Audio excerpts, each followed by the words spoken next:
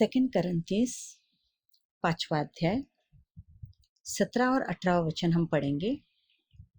इसलिए यदि कोई मसीह में है वो वह नई सृष्टि है, पुरानी बातें बीत गई है, देखो सब बातें नई हो गई है। ये सब बातें परमेश्वर की ओर से है, जिसने मसीह के द्वारा अपने साथ हमारा मेल मिलाप कर लिया और मेल मिलाप की सेवा हमें सौंप दी है। Hallelujah, praise the Lord. धन्यवाद देंगे परमेश्वर को ये वचन के लिए, क्योंकि इस वचन के साथ परमेश्वर ने हमें एक विश्वासी होने के नाते, उसके ऊपर विश्वास रखने के नाते हमें एक नई सृष्टि बना दिया है। हमें हमारे पुराने जीवन से हमें आज़ादी दे दी है, हमें मुक्ति दे दी है और यीशु मसीह में हम नई रचना बन जाते, नई सृष्टि बन जाते हैं। और उसी के साथ जो मेल मिलाप की सेवा जो है वो परमेश्वर ने हमें सौंप दी है। हालेलुया। एक गॉस्पल की जिम्मेदारी, परमेश्वर की वचन बांटने की जिम्मेदारी, परमेश्वर के वचन की जीने की जिम्मेदारी परमेश्वर ने हमें दी है, क्योंकि हम उसमें नए बन चुके हैं। सचमुच परमेश्वर का प्यार कितना महान है कि परमेश्वर यीशु मसीह जब हमारे जीवन में आता है, जब उसका चुनाव होता है कि ये मेरी बेटी, ये मेरा बेटा, वो खुद को हम पर प्रकट करता है, तब हमारा जो भी पुराना जीवन है ना, वो हमसे निकल जाता है, उसको पूरी तरीके से ढांप देता है और हमें एक नई रचना बनाता है, हमें एक नई सृष्टि बनाता है। पूरे संसार में, पूरी दुनिया में इतना प्यारा परमेश्वर, इतना प्रेम करने वाला परमेश्वर, ऐसा प्रभु और कोई नहीं हो सकता, जो हमारा चुनाव करने के बाद हम जैसे हैं हमें स्वीकार करता है और स्वीकार करने के बाद बोलता है, मैंने तेरे अपराधों को, मैंने तेरे पापों को, मैंने तेरे शापों को पूर्णतः मिटा दिया है, अब तू मुझ में नया बन चुका है। हालेलुया। आज जो है ना, मैं बाइबल में एक ऐसे व्यक्ति के बारे में बात करना चाहती हूँ। ज़्यादा करके हम इसके बारे में कभी बात नहीं करते हैं। अगर हम बात करेंगे तो बहुत बड़े बड़े हमेशा नाम लेते हैं कि बाइबल में ये व्यक्ति है, वो व्यक्ति, बहुत सारे बोलते हैं ना, इतने सारे हीरोज़ हैं ना बाइबल में कि हम कितना बात करें उनके बारे में। लेकिन मैं आज एक ऐसे नाम के बारे में बात करना चाहती हूँ। पौलुस ने इस नाम को 2 बार लिया है और ख़ास करके पौलुस ने फिलोमन की जो पत्री है ना, वो सिर्फ उसके लिए पौलुस ने लिखी थी। तो फिलोमन की पत्री जो है, एक ऐसा सेवक उसने पा लिया जो उसको जेल में मिला, उसके बारे में उसने बात की और उसके लिए उसने पत्री लिखी। हालेलुया। मैं उसी में से पहले अध्याय में से 10वां वचन पढ़ती हूँ। मैं अपने बच्चे उनेमुस के लिए जो मुझ में मेरी कैद में जन्मा है तुझसे विनती करता हूँ। वह तो पहले तेरे कुछ काम का न था, पर अब तेरे और मेरे दोनों के बड़े काम का है। उसी को, अर्थात जो मेरे हृदय का टुकड़ा है, मैंने तेरे पास लौटा दिया है।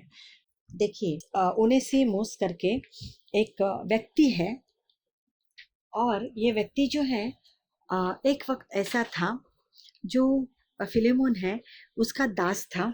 और कुछ तो ऐसी, अगर हम बाइबल पढ़ेंगे या अध्याय पढ़ेंगे तो आप लोगों को पता चलेगा, उनमें कुछ अनबन हो गई है और कुछ तो गलत इस व्यक्ति ने किया हुआ है फिलोमेन के साथ में, और उसके वजह से ओनेसिमुस जो है वो क्या हुआ है, उससे अलग हो चुका है और अभी वो उसका दास नहीं रहा। और किसी कारणवश, किसी ऐसे योजना परमेश्वर ने बनाई, उस योजना के वश में आकर ऐसे हो गया, पौलुस उसके संपर्क में आ गया, पौलुस से वो मिला है और जब पौलुस से जब मिला है, तब पौलुस ने वो काम किया है जो परमेश्वर ने उसको दिया है। जैसे जब पौलुस इस प्रभु में आया, प्रभु में आने के बाद में जैसे उसने करंथिस में कहा है कि हम उसमें नई सृष्टि बन जाते हैं, है ना। पौलुस एक वक्त पे ऐसा था जब वो परमेश्वर का प्रचार करने वाले लोगों को जेल में डाला करता था, लेकिन जब परमेश्वर ने उसको छुआ, तब उसने स्वीकार कर लिया कि मैं अपने प्रभु में नई सृष्टि हूँ और परमेश्वर ने मुझे मेल मिलाप का आत्मा दिया है, मुझे मेल मिलाप का काम दिया है और वही मुझे करना है। और वही उसने जब ओनेसिमुस के संपर्क में आया तब उसने किया, और उसने परमेश्वर का प्रचार उसके जीवन में किया, यीशु मसीह का प्रचार उसके जीवन में किया। एक ऐसा व्यक्ति जिसने फिलोमोन को चीट किया था, उसके कारण फिलोमन ने उसको अपने से अलग कर दिया था, उनमें जो अनबन हो चुकी थी। लेकिन जब वो पौलुस के संपर्क में आया, पौलुस ने उसको परमेश्वर का प्रचार दिया, सुसमाचार सुनाया, यीशु मसीह के जीवन के बारे में बताया, और पौलुस ने उसको जो विरासत मिली थी, उसको जो मेल मिलाप का आत्मा मिला था, वो किस तरीके से परमेश्वर में नई दुनिया बन गया, नई सृष्टि बन गया, नई रचना बन गया, वो जीवन जब उसने देखा, तब ओनेसिमुस ने यीशु मसीह का स्वीकार कर लिया। हालेलुया। अब सोचिए, एक वक्त ऐसा है कि ये आदमी एक चीटर है जिसने कुछ ऐसा गलत किया है फिलोमन के साथ जो उसको नहीं करना चाहिए था। लेकिन आज जब वो एक ऐसे व्यक्ति के संपर्क में आया जो परमेश्वर का प्रचार सुनाता है, और उसने पूर्णतः अपनी जिम्मेदारी निभाकर वो प्रचार उसके जीवन में लेकर आया, और वो ओनेसिमुस ने स्वीकार भी किया। और उसने जब स्वीकार किया, देखो पौलुस का वर्ड क्या कहता है, पौलुस क्या कहता है, उसी को, अर्थात जो मेरे हृदय का टुकड़ा है, मैंने तेरे पास लौटा दिया है। हालेलुया। देखिए, एक व्यक्ति जो एक चीटर था जिसने फिलोमेन के साथ कुछ गलत किया था, लेकिन जब यीशु मसीह ने उसको छुआ, जब परमेश्वर ने उसको छुआ, तब एक प्रचारक कहता है, एक सेवक कहता है कि वो मेरे दिल का टुकड़ा है। हालेलुया। देखो, यीशु मसीह एक ऐसा परमेश्वर है ना, जो हमारे इन गुनाहों को धो देता है, और मसीह में ही आप लोगों को मालूम है, आपके उन गुनाहों को ना कोई याद नहीं कराएगा। आप जैसे है ना वैसे जो सच्चे मसीह होते हैं ना, वो स्वीकार करेंगे, क्योंकि उनको पता चलता है कि मैं भी उसी दौर से गुजरा हुआ हूँ, मैंने भी बहुत सारे गुनाह किए, मैंने भी बहुत सारे पाप किए हुए, लेकिन जब प्रभु ने मेरा चुनाव किया तो प्रभु ने इस दलदल से मुझे बाहर निकाला, मुझे अपना बनाया। तो ऐसे लोग अगर आपके संपर्क में आते हैं और अगर वो मसीह का स्वीकार करते, तो वो भी परमेश्वर में एक नई रचना बन जाते हैं। तो उनको दोष देना हमारा काम नहीं है, और पौलुस ने ऐसा ही कुछ किया। और जब उनकी संगति बढ़ी, तब उसको ये पता चला कि ये फिलोमन का एक दास है, और उस पत्र में ये भी लिखता है, अगर उसका कोई लेखा भी तेरे पास पड़ा है तो तू मुझसे ले लेना, लेकिन तू उसको स्वीकार करके ले। क्यों? क्योंकि अभी वो कौन है? परमेश्वर में कैदी, मसीह में कैदी है, जैसे कि मैं हूँ। यीशु मसीह में कैदी है जैसे कि मैं हूँ। इसके लिए तू उसका स्वीकार कर। आप समझ सकते हो कि देखिए, ये वो नाम है जिसके बारे में ज़्यादा इतना बात नहीं किया, लेकिन मैं फ़िलहाल न्यू टेस्टामेंट पढ़ रही थी, तो उस वक्त मुझे उसमें कुलस्सियों की जो पत्री है, उस 4 अध्याय में वापस से पौलुस ने उसका वर्णन किया है, बताया है। तब मुझे ध्यान में आया, अरे यही नाम जो है ये फिलोमन में भी है। तभी जब वहाँ पर जब मैंने सर्च किया, हाँ सही बात है, यानी परमेश्वर ने किस तरीके से उनेमिस का स्वीकार किया, किस तरह से उसका चुनाव किया, किस तरीके से उसको पौलुस के संपर्क में लाया, किस तरीके से एक चीटर जो था उसको एक मसीह जीवन में तब्दीली कर दिया, है ना। हालेलुया। अगर हम कुलस्सियों के पत्री पढ़ेंगे, 4 अध्याय 9वां वचन पढ़ेंगे, तो उसमें पौलुस कहता है उसके साथ मैंने उनेसिमुस को भी भेजा है, जो विश्वास योग्य और प्रिय भाई और तुम्ही में से है। ये तुम्हें यहाँ की सारी बातें बता देगा। हालेलुया। देखो, एक तुखिकुस करके एक सेवक है, उस सेवक के साथ में उनेमिस को उसने भेजा है।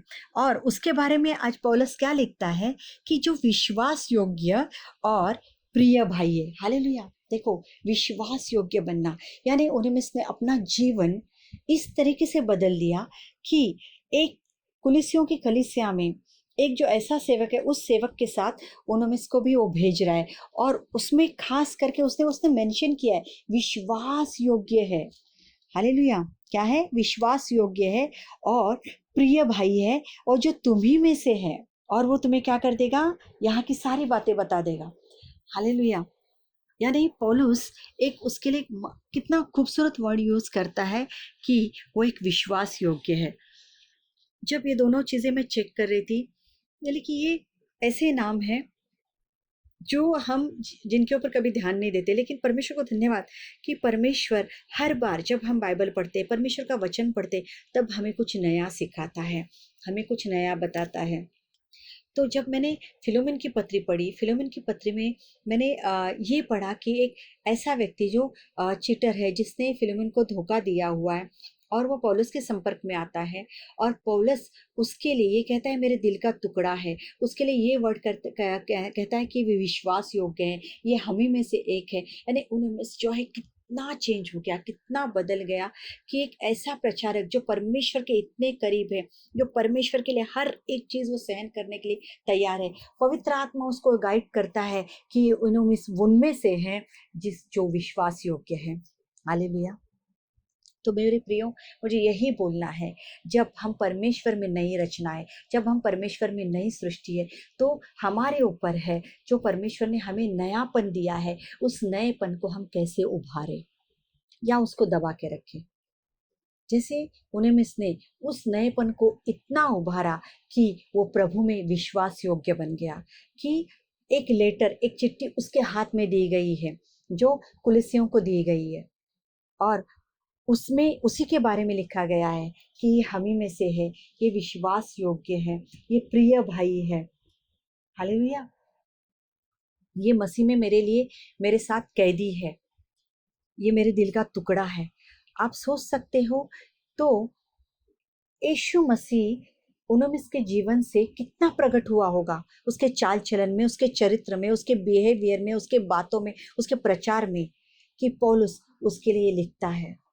भले देखो, ज्यादा कुछ लिखा नहीं उसके बारे में, कुलिस्सी की पत्री में सिर्फ 4 अध्याय में एक वचन लिखा गया है उसके लिए, और एक फिलोमेन की पत्री में खास पत्री ही उसके लिए उसने लिखी है कि ऐसा ऐसा एक व्यक्ति है जो मेरे संपर्क में आया है, जो तेरा दास है, तुझे में से निकला हुआ है, तू उसको किस तरीके से स्वीकार कर।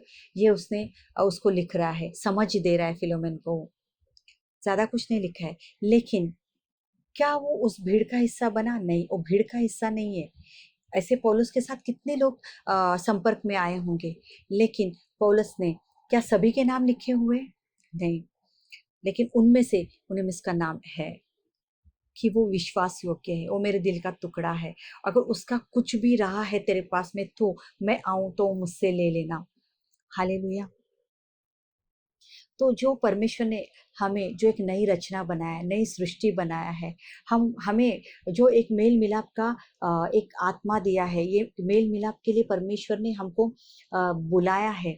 मेल मिलाप करने के लिए का जो बोझ हम पर डाला है, वो हमें, वो पौलुस ने बहुत ताकत से निभाया। इसके लिए उसमें से उनेमिस आया, और उनेमिस ने जो है परमेश्वर का इस तरीके से स्वीकार किया कि उसके लिए बाइबल में लिखा गया, ये विश्वास योग्य है। हालेलुया।